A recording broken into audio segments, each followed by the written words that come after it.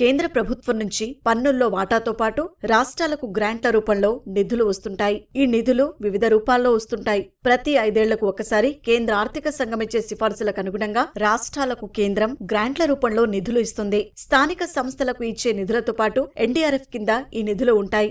ఎన్నికల నిర్వహణ తదితర షరతులకు లోబడి ఈ నిధులను కేంద్రం రాష్ట్రాలకు విడుదల చేస్తుంది. కేంద్ర ప్రాయోజిత పథకాల ద్వారా కూడా రాష్ట్రాలకు నిధులు వస్తుంటాయి.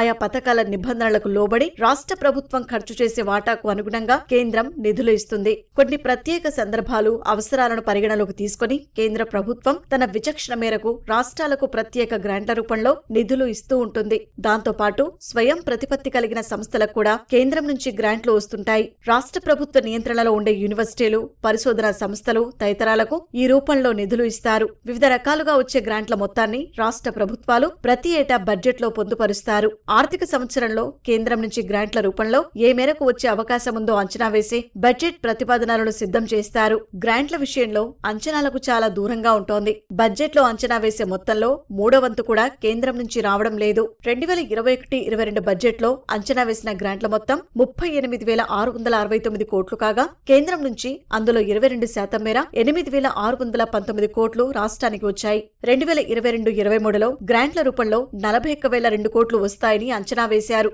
కానీ కేంద్రం నుంచి వచ్చిన మొత్తం 13,179 కోట్లు మాత్రమే. అంచనాలో 32% ఉంది. 2023-24లో అంచనా వేసిన గ్రాంట్ల మొత్తం 41,259 కోట్లయితే కేంద్రం నుంచి అందులో 23% మేర 9,729 కోట్లు వచ్చాయి. 2024-25 బడ్జెట్లో గ్రాంట్ల అంచనాను సగానికి తగ్గించారు. 21,636 కోట్ల రూపాయలు అంచనా వేస్తే కేంద్రం అందులో 36% 7,913 కోట్లు రాష్ట్రానికి వచ్చాయి. బడ్జెట్లోనే భారీగా తగ్గించినప్పటికీ వచ్చిన మొత్తం కనీసం 40% కూడా దాటలేదు. ప్రస్తుత ఆర్థిక సంవత్సరం 2025-26 బడ్జెట్లో కూడా గ్రాంట్ల అంచనా పరిమితంగానే ఉంది.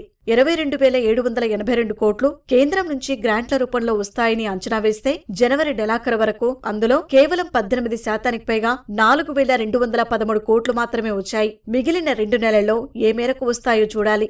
ఇటీవల కేంద్ర బడ్జెట్ సందర్భంగా 16వ ఆర్థిక సంఘం నివేదికను ప్రవేశపెట్టారు. రానున్న 5 ఆర్థిక సంవత్సరాలు ఆ నివేదిక ప్రకారమే రాష్ట్రాలకు గ్రాంట్ల రూపంలో నిధులు రానున్నాయి. ఈసారి ఆర్థిక సంఘం కొన్ని మార్పులు చేర్పులు చేసింది. వివిధ రూపాల్లో రాష్ట్రానికి వచ్చే అవకాశమున్న నిధులకు సంబంధించి ప్రభుత్వానికి స్పష్టత వచ్చింది. వాటన్నింటినీ పరిగణలోకి తీసుకుని బడ్జెట్లో కేంద్రం నుంచి వచ్చే గ్రాంట్ల మొత్తాన్ని పొందుపరచనున్నారు.